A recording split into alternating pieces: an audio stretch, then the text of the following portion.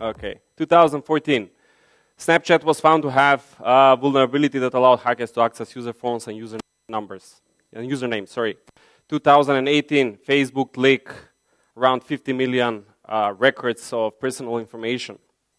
2019, WhatsApp was found to have a vulnerability that allowed hackers to install spyware on the user device by faking calls.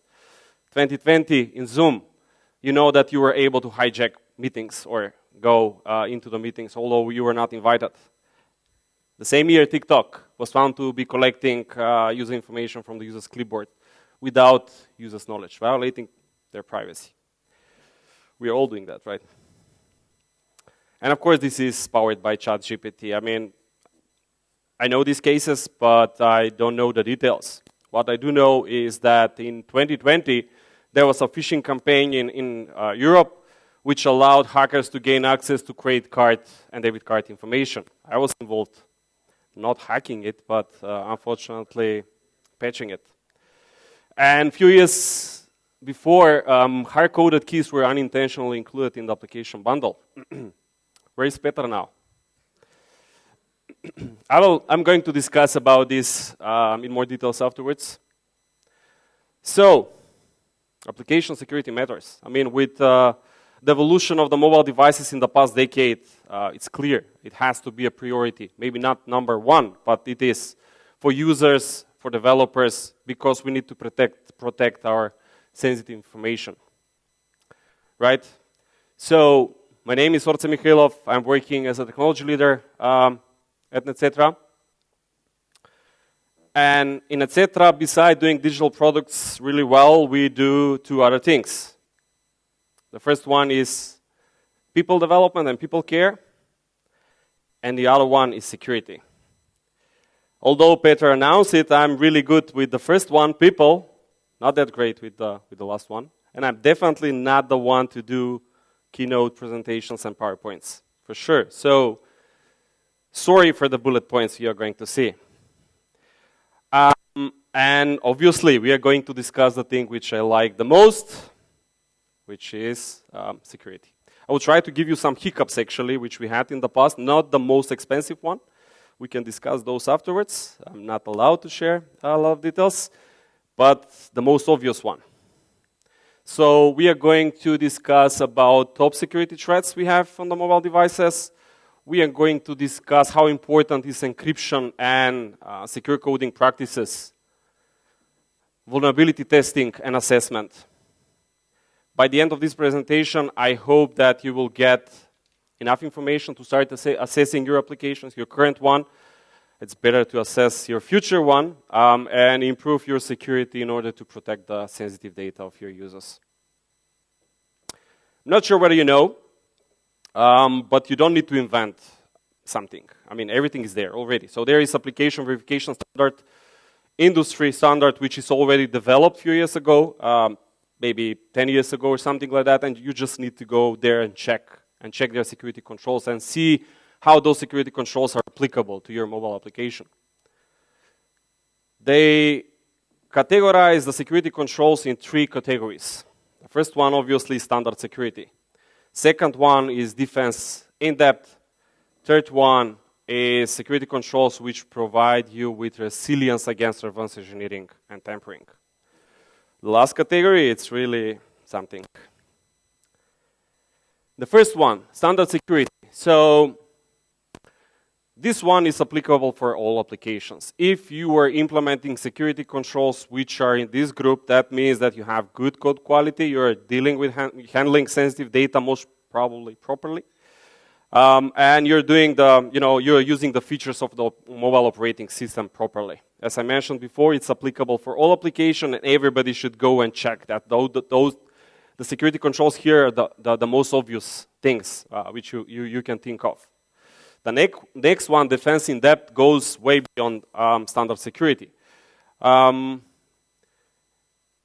order to be able to implement these security controls, threat model must exist, and security has to be integral part of your architecture and design. You cannot do it afterwards. And it's applicable for applications which are really dealing with high sensitive information, like healthcare, right? there is a lot of personal identifiable information which you don't want to leak.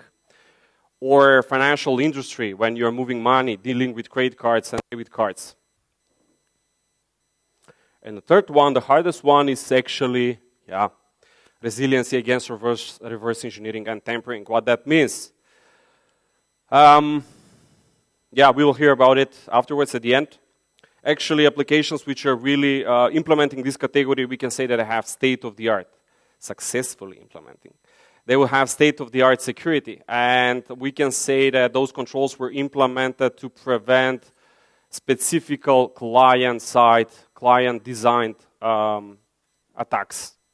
It's applicable for applications, again, which are dealing with really high-sensitive information, like again, health industry, financial industry, but also games, games which have in-app purchases.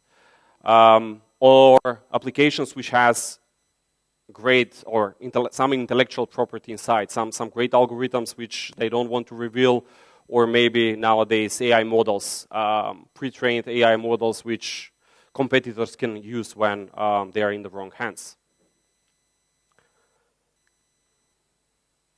So, I said that I'm going to discuss about security, but I'm going to go through the top risks and share with you some hiccups we had, not in each category which I'm going to share, but at least have one example in every second. The first one, the most easiest one, is a category which means that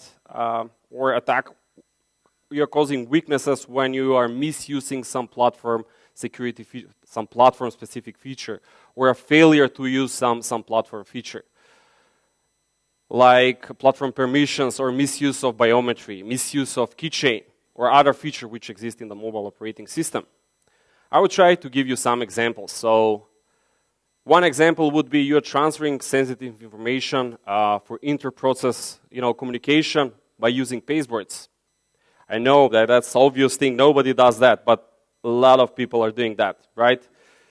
Passwords are accessible by every application. They can set values, they can read values. And the most obvious example, which everybody is using it, is deferred deep linking, which does not exist in iOS, right? Or, Apple simply are refusing to implement that. So when you start your journey on the web, right, where a lot of applications are saving the contents in the password, so once you download the app from the store, you would resum from where you started. And a lot of applications are storing sensitive information there. If you're using products like Analytics, deferred deep linking from Firebase, deferred deep linking from Google, or Branch.io, they are using the password. The next one, custom URL schemes. As you know, there is no way to uniquely define custom URL schemes because Apple is not doing validation or verification, which means that somebody, third-party application, might hijack your ongoing communication when you are dealing with URL schemes. Instead, the recommendation is to implement, of course, universal linking, because when the application is installed, there is a verification which is successfully binding your app with the provided link. So, potential attackers will not be able to hijack your communication. And last but not least, I don't know why it's gray. Here it's white. Although I know that we are all native developers, right? Nobody writes code which is, or applications which are loading, in web views. When, sometimes we have features which are dealing with web views and we are loading some web pages there.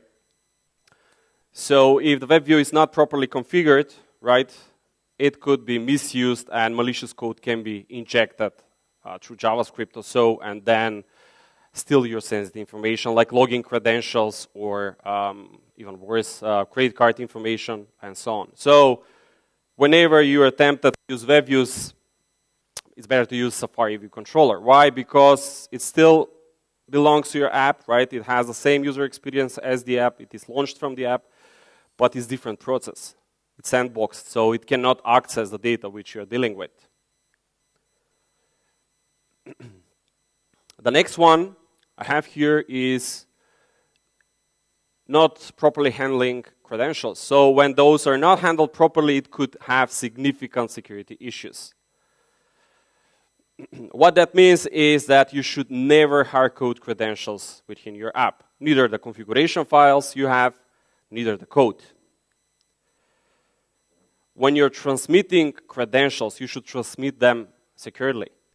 Not only over SSL, so using the encryption from the transport layer, but also do an additional layer of encryption, especially for the sensitive information.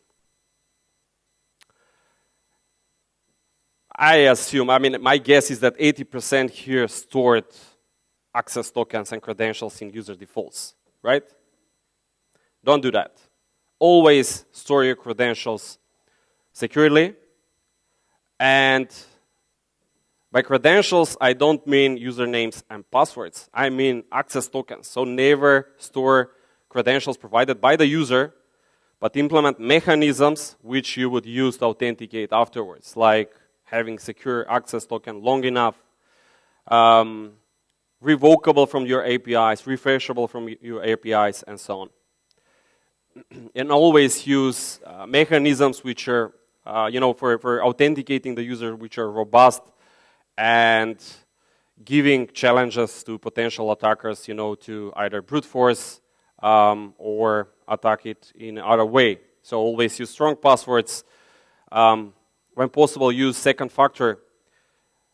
Lock out your account to prevent brute force and do proper session management. And then we come to this case again. So to give you information, what happened actually is that our users, and here we are talking about a lot of users, because this was a phishing campaign not only for us and the application which we were doing, but it was really a campaign to many other mobile applications, the same campaign, the same phishing campaign in Western Europe, allowed the hackers to get information to this credit and debit card information. And how they did it is they requested from the user to give their credentials in order to update their personal information on the web portals, right? And the users were not hesitating. Come on. It's obvious. You go there and update your personal information. You don't care from where the web portal is coming. But they cloned it very successfully as the one which we have, right? And the other card issuers or banks. So once the user would give their credentials, that would generate one-time password, which will be used to activate the mobile application. So what the attackers were doing, they were typing the credentials in the mobile application, and automatically this would trigger the OTP, which the user would give because it's above the keyboard, right? The 6-digit code. They would simply press it, and then they would get it. Once they get it, they can go into the app, activate, bind the account with that mobile device, and then they were doing provisioning of, for Apple Pay, Samsung Pay, Google Pay, and doing fraudulent actions, right?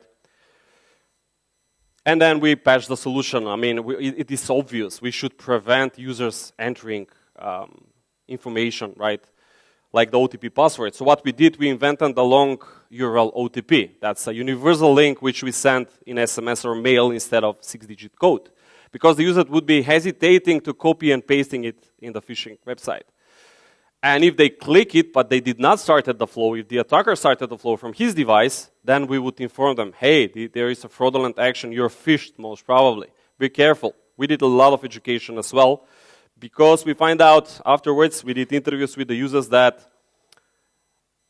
they were not giving the usernames and passwords only once. They were really trying hard to give their credentials, because obviously the phishing websites or portals are not working perfectly, right? It's not specifically designed for one product, but to be a more generic thing. They were trying once, twice. We had cases where a user tried 6 times to give. They were even complaining, I cannot log in. You're not supposed to log in, And once we patched the solution, we no longer had the issue with, provisioning of the cards for Apple Pay, Samsung Pay, and so on. But we still do have problems. The users are still giving their PAN numbers, SVVs, and expiration dates. So they are still able to do transactions. Not that much as before, or fraudulent actions, but we still have cases for which we had other mechanisms like risk engines which we use to detect fraudulent actions and prevent those to happen. We have two-factor authentication and so on. But yeah, we still know that users are giving data.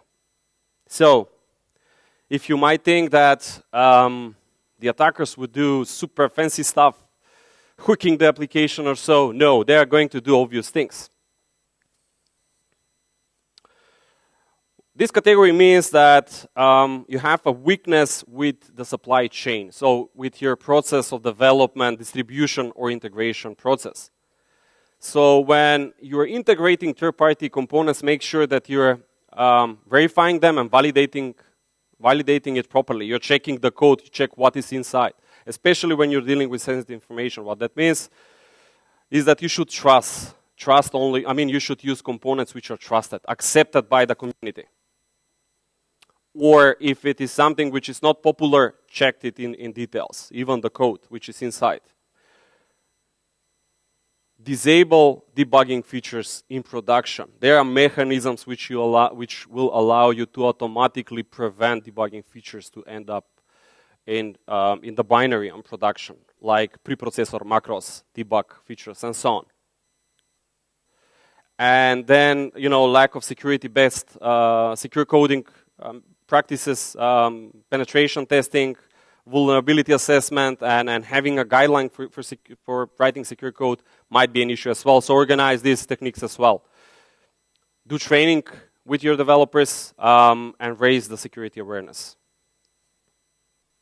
Which we come to the second example, which I mentioned before, hard-coded keys in application bundle. That means that somebody which would get the application from the store would simply extract it and would see the keys. So if you're using super fancy cryptography algorithms, it doesn't matter if you have the keys hard-coded. Right? Those Android bastards, they simply try to get it done, right? I'm kidding. Although it was done by the Android team. But this made us to dig deeper a bit, to investigate what's going on, to see our development processes, see what we are doing wrong. And then what we found out that we as iOS engineers, we were even more creative than the Android guys. So not only the hard-coded keys were inside the bundle, but also environments, development environments, integration environments, which could potentially reveal a lot of information about your backend systems. You don't want this in the binary, especially not in configuration files. But that's fine. We can live with that. Yeah, it would cause some reputational damage, but it's still manageable. It's okay. What we do have is that we had mock environment as well to do fast user acceptance testing. And simply, just because nobody wants to bother with authentication, we bypass the authentication with a technical user. Actually, we had hard-coded in our configuration file. And that's okay as well, because nobody would use that environment when the application goes live, right? We don't care. Again, reputational damage maybe.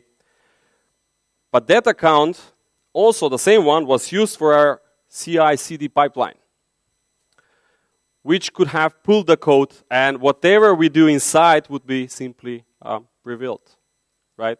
Hopefully we prevented that. The next category.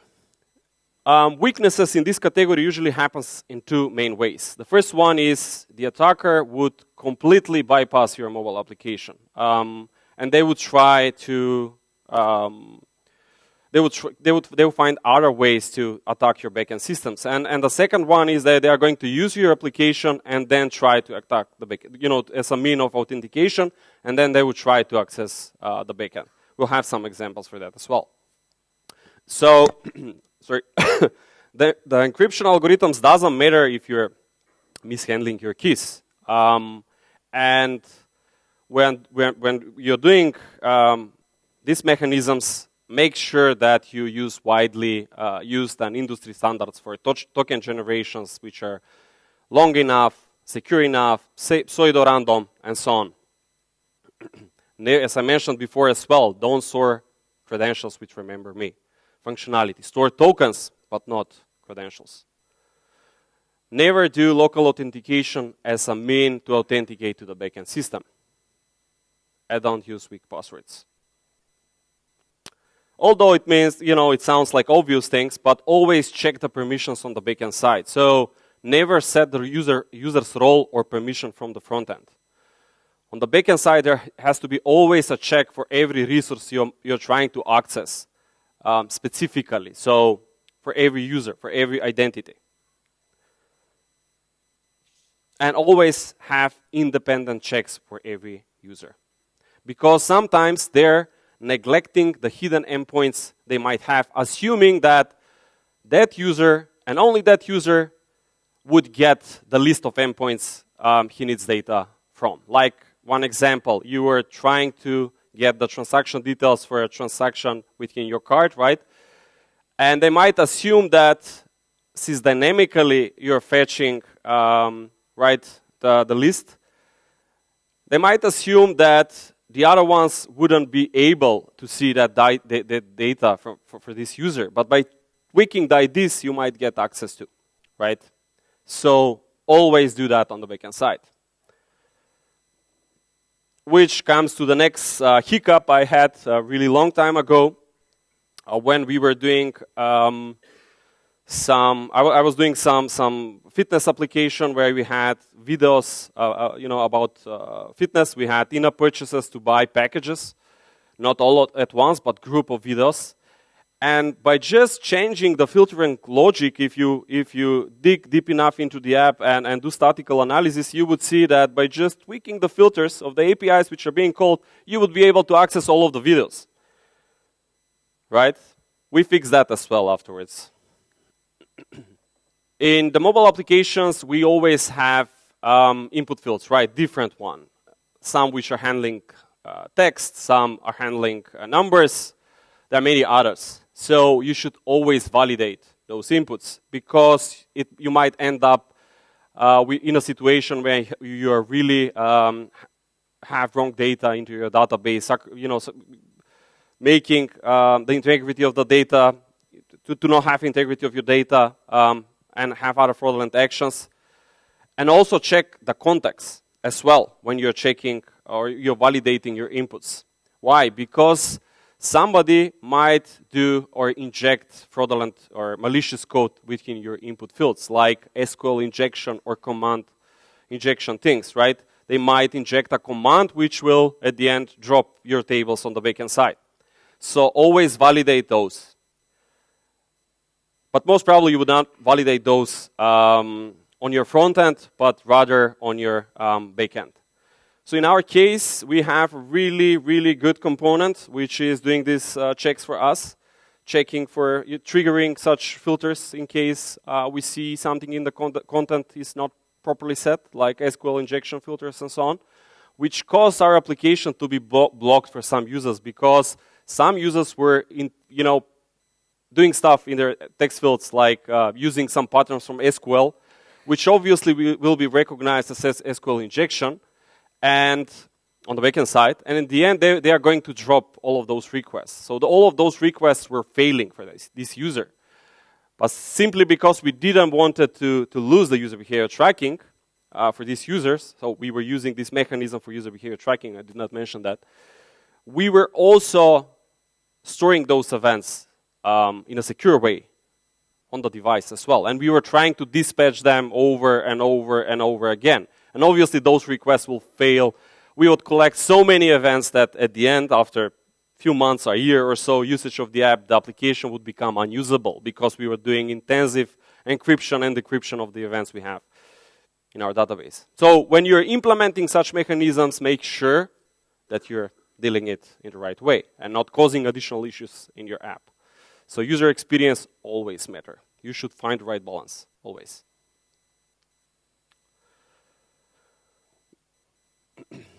When we have mobile app, it's obvious. I mean, the data packages are transferred from the mobile device to the backend over the wire, right? And these attacks happens when you have a third-party malicious actor on the wire sniffing your network. And that could be extremely easy if you are misconfiguring your transport security layer. So if you are touching your app transport security, you are most probably doing something wrong. Because if you end up in a situation where you use weak cipher suits, or even worse, you are communicating over clear text protocol, then it's extremely easy to get everything, right? So don't touch your app transport security layer unless in special cases, because the default configuration is usually what you need. When you're trying to access or communicate with your backends, always validate that you're communicating with the right one, right? That this is the identity which you're looking at. And you can do that with certificate pinning. What that means is that you have the certificate, the backend sends locally pre-bundled in your app, and you're checking the details manually instead of relying on the system functions to do this for yourself. Why? Because somebody might inject and install certificates into your keychain, like what Charles Proxy does, right? They ask you to install this configuration in your keychain so they can be man in the middle and sniff your traffic, right? Be a proxy, and so on. So when you're working on a serious applications, make sure that you do this by your own. And never use or never trust self-signed certificates or untrusted certificates. Insecure data storage. This usually happens when your device gets stolen or it's lost, right? And then if you store information locally without proper mechanisms to protect it, they might get leaked. So always store information inside your keychain if we are talking about credentials, tokens, and so on, or store them in an encrypted way with keys derived from your secure enclave. Don't log sensitive information in your logs, because you don't know how they can be accessed, right? Or at least make sure that when you go live on production, you strip the logs. The logs should not be in the binary at all, because what you can do with the logs, right? Anyway, you cannot get in touch with the users to give you the log. It will be also unprofessional. Don't track sensitive information with third parties like user behavior tracking components, Firebase, for example, because you don't know the security of those components. You don't know where this data would end up, for example, at the end. Yeah, do user behavior tracking, but don't give your sensitive data. And then if you're using third-party keyboards, make sure that they're not collecting stuff from you, or disable them completely.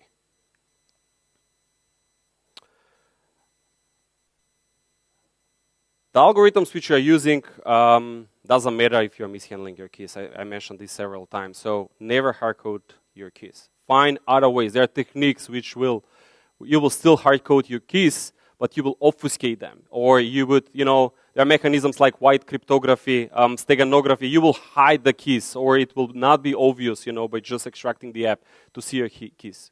We are using such mechanisms, for example. Always use industry standards. So don't write algorithm by yourself to generate keys and implement algorithms. Always rely on security, on the community, and use well-established standards.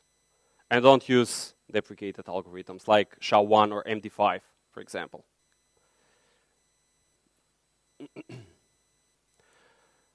The last category, this is the one with reverse engineering, which I mentioned before, has two mechanisms inside. The first one is reverse engineering, and the second one is code tampering. Usually, an attacker would get your application, as I mentioned several times before, will extract it, and then it will look into it and trying to find some hidden switches you forgot, in order to be able to attack your backend systems, like test data, test configuration environments, and so on. Or they might look for APIs or API keys which you are using, right? So if this is a competitor, right, it might try to use these API keys for himself. It might steal your intellectual property. So if you have something complex developed by yourself, that could be a reason that somebody is trying to get it for free from you. So you should protect those things. Code tampering is actually modification of the code upon the application is reverse engineering and getting a knowledge about it. The attacker would try to modify the code either by bypassing your security checks or adding features or removing features, right? He might also do some changes in your code, provide some features which you don't have, and then publish them on third-party source, although for iOS this is not a thing, but for Android it is, right? And then convince the user to install that application because it provides other stuff which you don't provide, right? And with that, it might inject spyware and steal his information. If you are especially a game developer and you have in-app purchases, I'm saying that because I was doing that 15 years ago, you can bypass the in-app purchases and get the game for free, right? It was really easy back in the time, you know, to just tweak the configuration, repackage the app, install it again on your device, and get all of the lies for free, right? And don't pay for it. So you might want to protect your game as well. Or they might bypass license checks which you might have out there.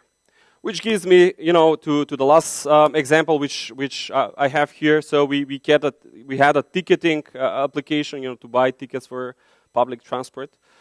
And we had a really interesting case. We found the guy actually, we contacted him.